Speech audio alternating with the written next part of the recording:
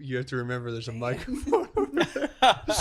No, I don't agree with that. This is this podcast is aggressively sponsored by Alpha Soul,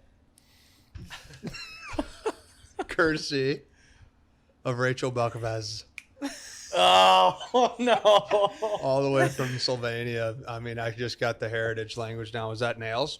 Mm-mm. Did I get that right? Nothing that you said was nails there. Except for the Alpha Soul. It's Balkovec. Oh, And also you're incorrect. My toes are definitely the best. Look at how much space. you got big league toes. I mean, I do. I got work to do. I got a good big You toe. got some work to do. I'm surprised you let your toes up on the table. To be honest with you, I mean it's something to think about for. You guys have been working on your toes for years. I'm a young buck. I've been working on these toes for years. Yeah. I mean, I wore these for a few hours last night. I don't want to sleep with them yet. Oh, got a little bit of a. Okay. Maybe the mallet needs to go. There we go. So the thing about tonight is Nolan had challenged us and said that we have never had. So for those who are listening, we do a dinner pretty routinely. It's in the routine. It's in the daily routine. Whoever's over, we have the dinner.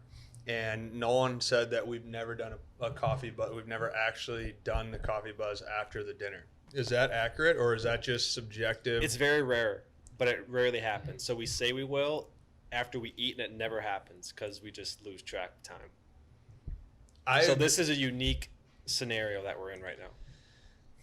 Yeah, no, I mean, I think you are right. I wouldn't say every time's pretty aggressive, but I do know that we get lost in conversation, and then just you fill it up. I mean, sometimes you have a long day, you just fill it up, and you just don't want to think anymore. So we got let's really dial it in here more so to prove Nolan that we can execute this after a full day of thinking, right? It's been a full day. I know, and I could see it in your eyes actually earlier, just like you've been solving a lot of problems today, doing a lot of thinking.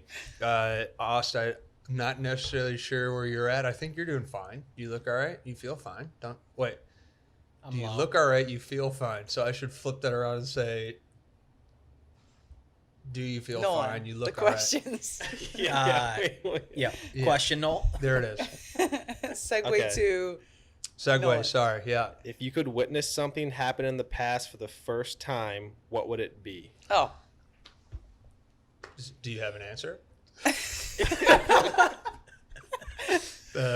guess you're first. That felt like you had something. I think about this all the time. Wait, if I could witness something that happened in the past. So the first time something happened ever, what would you want to see happen for the first time? Like, for sure. Jackie Robinson, Branch Rickey. I would like to. Wow.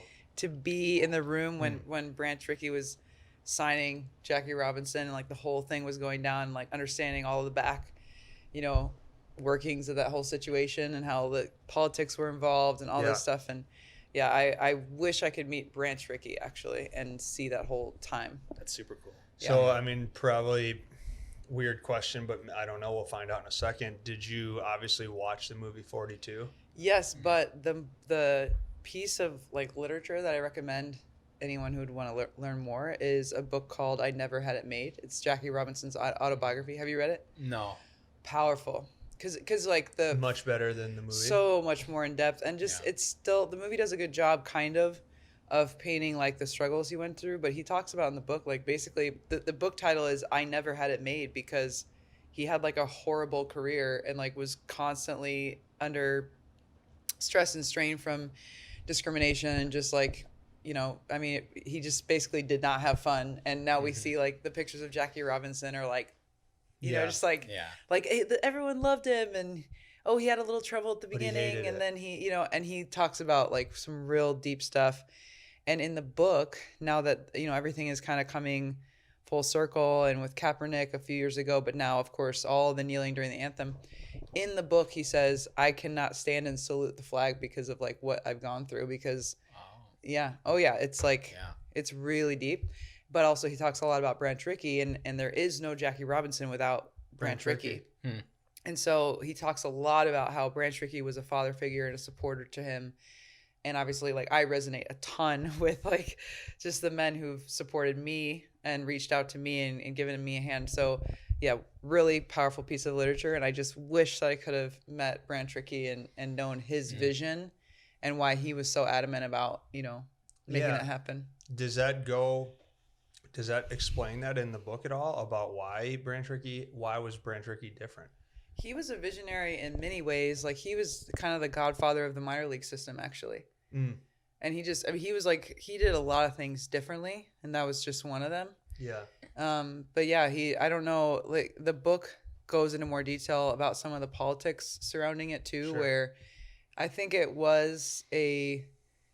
definitely was like a, he wanted, it was a, what am I trying to say? Not a publicity stunt, because he sought out the best player in the Negro Leagues. Yeah, he was nasty. No, yeah, he was, Yeah, he was best, like he's a Hall of Fame and player. he dominated in the big leagues, right? Yeah, he was hands down able to play and did the job and everything. So he sought out the best player.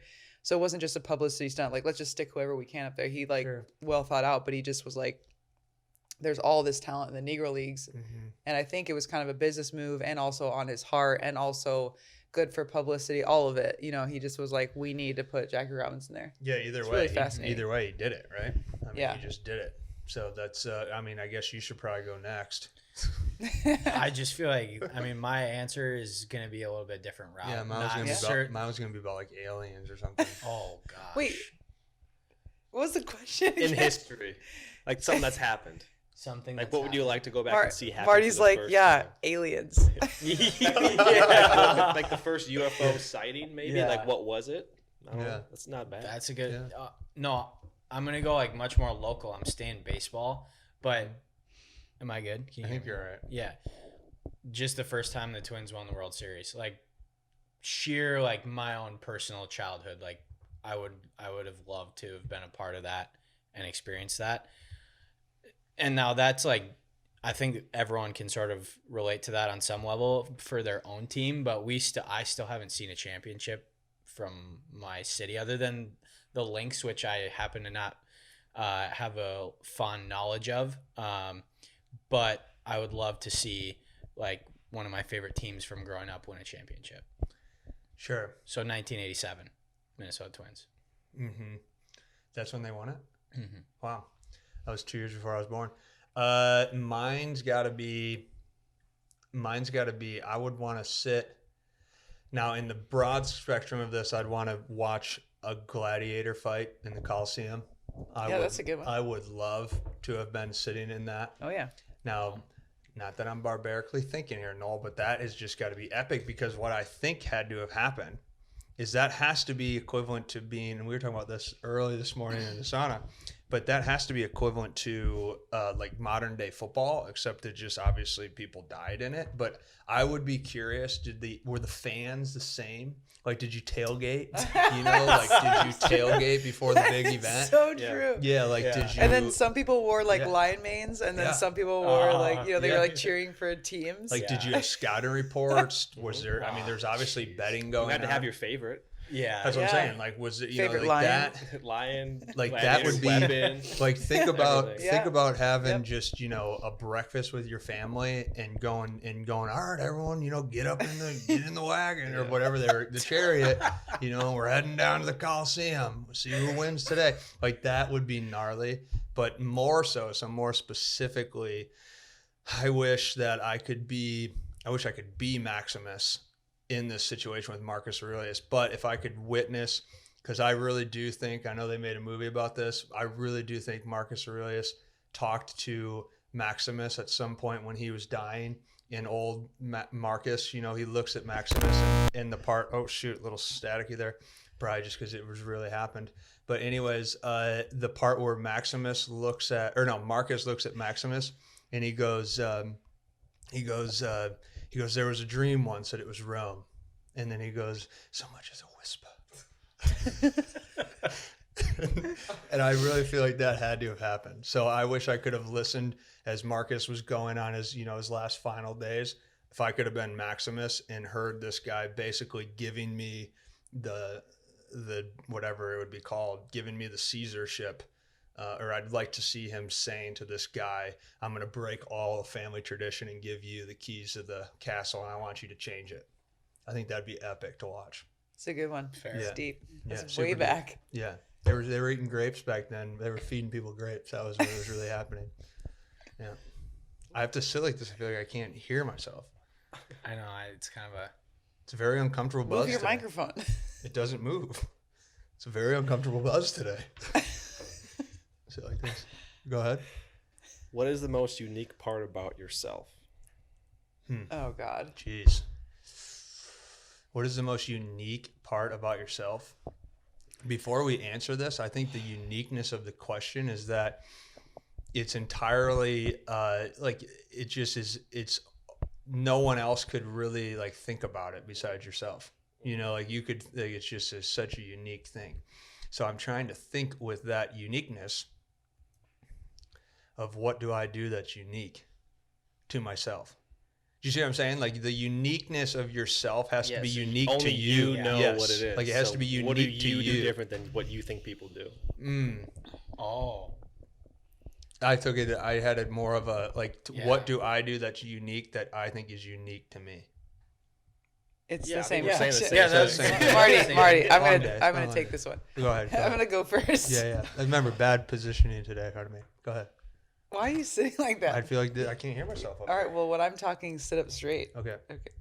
You can turn the mic up.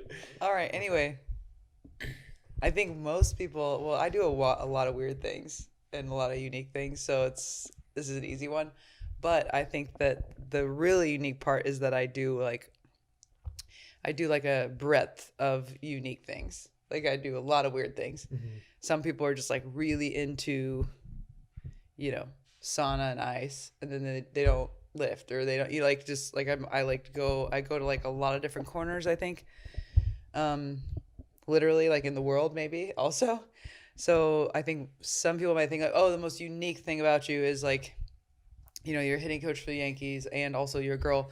But actually, it's like, oh, I'm a girl and I'm a hitting coach for the Yankees. And what's unique about that is I also, can wear heels and go dance in a club, and I can show up in a village in Laos and blend in, and I can, well, not really blend in, but kind of blend in, and I can, go to wherever. It doesn't matter. You could put me anywhere in the world, and I'm a chameleon. That's what it is. I'm a chameleon, and I can fit in and enjoy a lot of different spaces. And that's I think what is unique about me. I'm like weirdly diverse. Mm-hmm. Mm-hmm. No. Yeah. Every time you do that. Yeah. That's your resume that I know about you for sure. Like you've just done everything. Cool. A lot more to do. For sure. Yeah. I'm not done yet. You're not done yet. Some people might say that. Yeah. I like that's unique. Yeah. All right. What you want got? me to go? Yeah. Go next. Oh, gosh, I would say the most unique part about myself would definitely, I mean, it's got to be my heart situation. I don't know. Like I don't know. Wow. Well, what I'll say about that is like I've always felt like a chameleon, but like in the sense of like I do what other people do, and I'm trying to get better at not just doing like what everyone else does. But so in terms of like things being unique, I would say the most unique thing is that I've had 3 open heart surgeries, and I have essentially get a third or 2/3 of the oxygen of a normal person in my body. And I'm here like on this particular path. Most people that have my particular thing never play sports.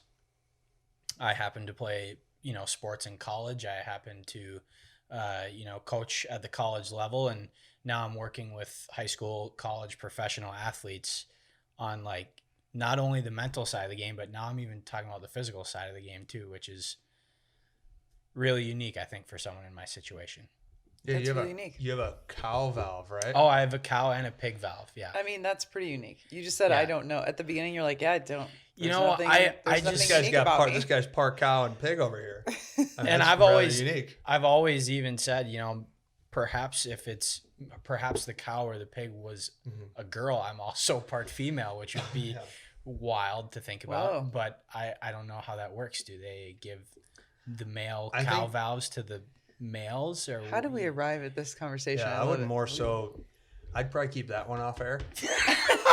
No, like, isn't that wild to think though? Like, I could have a freaking. Yeah, no, that is wild to think about. Like, to see that would be weird. Like, if you could see the different valves, I guess. Like, if you could see that in real time, if you could see your valves and our valves, like, what would that look like? You know?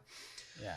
Yeah. So I'm gonna go with the uniqueness that I'm somewhat embarrassed that I haven't been able to say this more elegantly over the years. But when I was a little kid, I used to always try to bring this up when we were playing video games, and I'm a little bit more. Like I said, I have a harder time explaining this as an adult. But when I was a kid, like I would say this during video games, specifically Blitz. If you guys ever played the game Blitz on N64, I would always say it's an epic game. I always suited John Allstott. It's called The Bomb. You should look it up. It's the best play in the game. But I would every time I would play this game, I would always look at my buddies and I'd say, you know, unless you're in the position that you're in right now, it just seems like nothing else is actually happening in the world.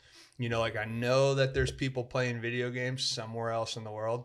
I know that there's somebody doing a podcast somewhere else in the world right now, or there's your friends are doing something in the world, but it just seems like that's not actually happening.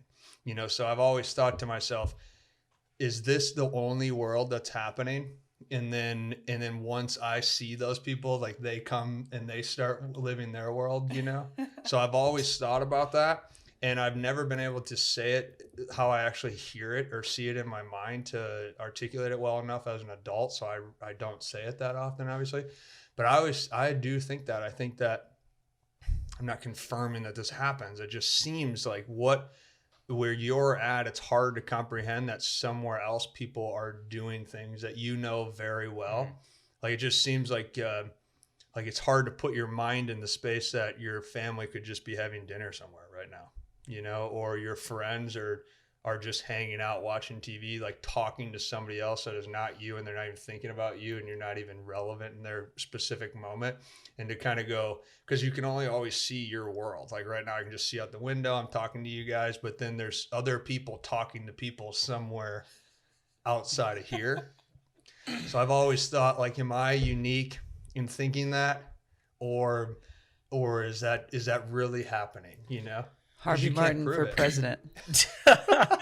So you can't prove it. If a tree falls in the woods but no one is there to see it, did it really happen? I think about that all the time. I don't. Maybe I'm not unique, you know.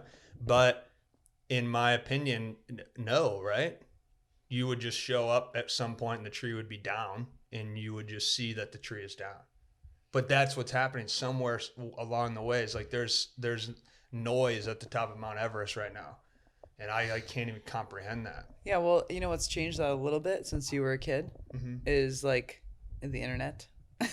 Like you can see things. Well, for sure. Well, you know what? Did you guys see what's going on in Lebanon? Yeah, I saw that on Twitter, I think. I was thinking a little bit about this concept today. I don't want to go too deep because I know we have more questions from the Knoll. But like, it's incomprehensible to think that happened, and we're just like living it. You're just like, oh, I think that's nice what I'm saying. Just really. Like, how are we? It just makes you think about how giant the world is, but yet also, you know, how small it is. You're like, I know that that's going on somewhere. Like that blast happened, and arguably, you know, I don't know how many people's lives were affected within an instant. Yeah, I haven't seen much about it. I just saw that it happened. It's terrifying. Yeah. Do you guys get like mentally destroyed momentarily or like sad when that stuff happens? Because I personally have a hard time. I think it depends on where you're at when you get the news. Like if you're alone and you really study it, I think just naturally you're going to get sad. You know, I think but I don't think that, and now this is a specific subject, just generalize that question towards everything. I think that unless you're really there or you're impacted by something or something, you know somebody, or it's immediate, unless you're like studying it or watching it, you could just very well just like kind of hear that in passing and go, oh, that's terrible. You know, but then if you sit down with it and you're not there, I think that you just start thinking about other humans and maybe something that they're going through, and then you start emotionally connecting with it. And I do think that I think it's like anything. Yeah. I think it's like stages of I think you can put yourself into the minds of those things and those people. You just, I mean, I don't know. I think I was talking to you, but I don't get sad. I mean, it's shocking. And you're just like, I mean, that's horrible for that city. But also, like, it's funny. We have terrible things going on here, too. So it's sometimes I get wrapped up in like, I want to go to Laos or I want to go to Cambodia and, rescue women from sex trafficking. And I'm like, oh wait, there's sex trafficking in Minneapolis. Yeah, like, right down the street. It's here. I could just drive down the street and do it. And so it's like, there's, it doesn't make me sad necessarily. It does, but it's not like, not in the way that you guys are talking about where I'm like, oh man, those people, it's like, it's happening everywhere if you kind of look around yourself and you can you can affect change in your own arena. It's like COVID isn't in Wuhan, it's in Minneapolis. Yeah. It's in the suburb that we're in right now, Yeah. So that's kind of your point as well, right? Yeah. At the end of the day too, it like for the people that it's not directly affecting, it's I suppose our job to like carry the torch of belief too that like we'll get through this, like because other people who are so intimately connected to whatever tragedy or adversity is happening, like they might not have the mental capacity to do that, and that's where I suppose what we do is sort of help combat those things. It's a rather unique perspective, Austin. At what age did you stop being a kid? I have an answer for this. I'm not saying it's my answer. Like for me personally, I've always we talk about this a lot. You stop being a kid the day you realize that no one knows what they're doing. You become an adult when you realize that even adults don't know what they're doing. That's what I've always sort of tailored that question towards. You go. Yeah. I'll go like a little bit more literal. I don't know. I think from a young age, I was always like a questioner of like why people do things a certain way. And it like made me almost critical from a young age where sometimes it's easy to lose that like childlike zest, and slowly but surely I've been working more on being a kid again. I think that's like where we make the best art and where we are at our fullest and able to give, our best work to other people and our best energy to other people. But very young age, you grow up in a certain environment and that's just like, that's what happens, and it's probably like 11. I don't know. It's 11. The answer to that is 11. Yeah, my answer would be something along the lines of that where, in a different way, but I was going to say there's a couple probably stages of this, but you stop being a kid when you realize you're naked. Like when you can't run around anymore naked and you're like, oh, I don't want other people to see me naked. But at some point in your life, you're just like naked all the time. Nobody cares. But when you like start caring about being naked, that's probably one very big point, And then also when you get insecure and you don't want to show other people your art or your the music that you made, or you don't want to sing in front of people because you're embarrassed, or you don't want to dance in front of people because I think you stop being a kid when you start realizing and putting a lot of stock in people's opinions of you, because when you're a kid you're freely expressing what comes to your mind. When you're a baby, you're crying, you're laughing, you're like feed me, like your emotions are just pouring out of you, and your thoughts are just pouring out of you. Kids say the darndest things, right? They're just like pouring out of you. You can't stop it. And then at some point you realize, oh, that's not socially acceptable. And then you see that at different layers as people get older, through, just every single entrepreneur shows their art to another adult and says, hey, I'm doing this thing. And the other adult says, oh, that's stupid. And that happens all the time when you're 8, right? Mm-hmm. You're singing and someone's like, oh, you're a bad singer. Ugh, gross, or something. And you stop singing for the rest of your life. You're an entrepreneur. You're like, I'm going to do this, or I'm me. And I'm like, I'm going to be a hitting coach. And they're like, yeah, why would you do that? How are you going to do that? And you start caring about other people's opinions more than you care about your own. I think that's when you stop being a kid. Yeah, I love that. The old Yoda saying comes out great here. The mind of a child is marvelous. It's the old Yoda quote. You know that one? No. That's what it is. It's what Yoda tells. What does he tell Luke Skywalker? I mean, it's one of the greatest lessons in human history, right? Tells Luke to unlearn what he's learned. He's got to be a child. Got to learn how to learn again. Yoda. Okay, just for fun for the audience, if you had to pick an age, if you had to pick an age, when did you stop becoming a kid? Do you feel like? I think that you take everyone's answers and you tie that into one. What I really grab from that is I think you stop becoming a kid as you obviously have these evolutionary things and these parts of society that are naturally part of society. Like you can't be running around naked in 4th grade. It's just we're not allowed to do that anymore. I mean, I have met a few naked adults. Well, but then that's the irony of it, because then you find people at like nude beaches when they're adults in parts of the world are. What's the guy my friend Andreas, the naked man. Yeah, and he's the man, right? Like he's the man, and so then you almost, but then you almost admire people who totally run around naked and freely, and it's a unique thing. I mean, I still remember I was hiking in northern, where was I? In Colorado somewhere with McGuigan, the bull.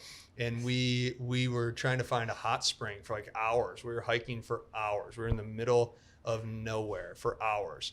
And to the point where we were like, it's scary trying to find our way back type deal. No cell service, all this stuff. And wouldn't you know it, find the hot spring, 2 naked people sitting in the hot spring. Yeah, I remember to this day, they were like, come on down. And Stevie gave be right there. Like, what is this? Like 2 naked people in the middle of Colorado. But, we ended up chilling with them for a few hours. And naked? We never got naked. We went down to the Skimmies, though. We told them, we were working through some things. But that was an experience. But, I mean, after a while, I remember it becoming normal. Yes. I remember there were many times where I would just be talking to these naked people and just completely forgot that they were naked and, having an actual conversation. But I think the answer to that for me, and then you guys take it with your age number, if you will. I really don't think that there's an age. I'll stay true to what I originally said. I think that when you realize, I think it's a hard thing to comprehend, but when you realize like your parents were making it up as they were going. They had never had kids before, and they were just trying their best to raise you, and they just did their best. And then you learn like your coaches were just like in there trying, and when you're young, you look at these people who are older than you look at your history teacher in 6th grade and go, that's the smartest person in the world. Like they don't have anything wrong, and people would grade all your tests. Like everything you do as a child is told that that's stupid. Don't do that. There's your F. Here's your this. Here's your that. And to know that the people who were doing that on the other end of the table were having, dinner that night with their friends going, I'm so nervous. I don't know how to, I want to do this, but I don't know how to do this. But you thought that they were incredibly correct. So I think that becoming an adult, whether we want to lose the word child or adult, I think that's irrelevant. I think it's more of just once you become aware that from start to finish, it's just kind of a canvas for every individual. And they're sort of trying to figure that out to the best of their ability. Whether their choices are good or bad off your perception is irrelevant. I think everyone to some degree, they want to make something of themselves. And once you realize that everyone's in that together, I think you kind of lose that child feel, like it kind of shatters you to knowing that even people, and because it humanizes people is what I'm saying. So I think that once you can humanize the people that you meet, celebrities, famous people, all this stuff, and just humanize that stuff like genuinely, I think that that's a shattering moment in a positive way. But I think you lose your childness there a little bit. Now with the Yoda stuff and the unlearn what you've learned, I think that's a lifelong thing that I took from what you just said of both of you guys, that I would never want to lose my childness part.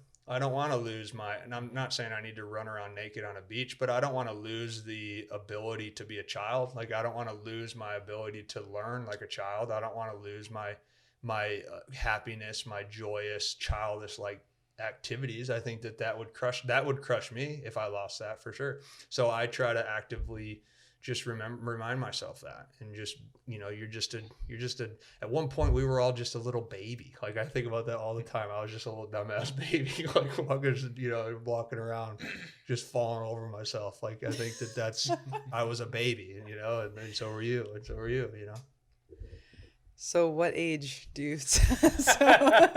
I don't know. Hey, maybe the fact that second part. Maybe the fact that he could not answer the question means he never lost it. Marty, at what age did you realize that your parents and your coaches and whatever didn't know what they were doing? At just one answer, go. 28. Wow. Dang. 28. Maybe 29. 28 though. I'm going to go 28 for the conversation. Okay. Austin? I originally said 11, but I'm going to change it to 21.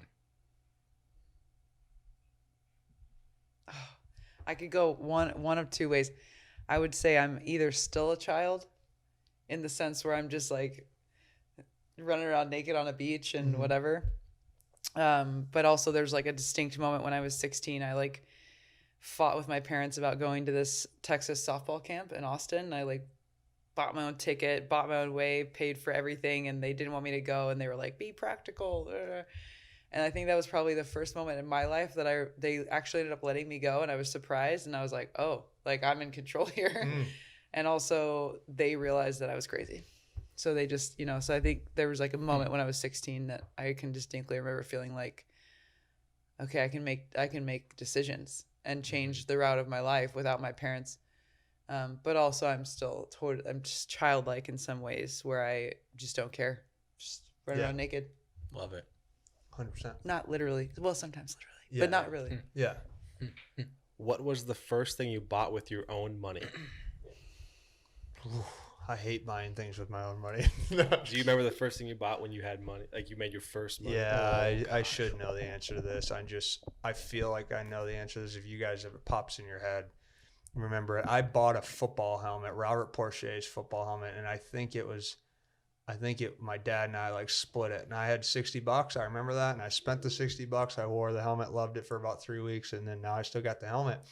And I remember wanting my $60 back about 4 or 5 weeks into it, just because that's a lot of money when you only had $60. I think it was a Robert Porche helmet.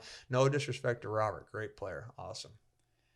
I think it was a Detroit Lions helmet. Austin? The first money that like basically you didn't get from your parents. Yep. Do you have anything, Rachel, off the top of your head? I mean, like I paid for softball stuff. I think I probably bought something before that because I was working. My parents believed in child labor, so they put me to work early. But the first thing I can like remember was softball, like stuff that I wanted for softball, and like I said, that the camp, and just like extra stuff that I wanted for softball, I bought myself. I think I bought myself a baseball bat when I was 16. That was the first year I had a job. And I bought myself the orange Stealth Nice baseball bat. One of the best. I back when I could hit. I mean, I hit. It was the coolest. I hit a lot. Yeah. You were the coolest kid on the team. Yeah. There was a lot of knocks in that bat. Yeah. No, it was a great bat. I remember that bat distinctly. No? That's 4. That's it? That's 4. All right. That's 4. Anyone else? Got anything? I don't have anything. I thought that was a good buzz. Yeah. Way to Good bring buzz. the heat, guys. Way to just dial it in for the end of a night. Everyone have a good weekend and enjoy your day. Cheers.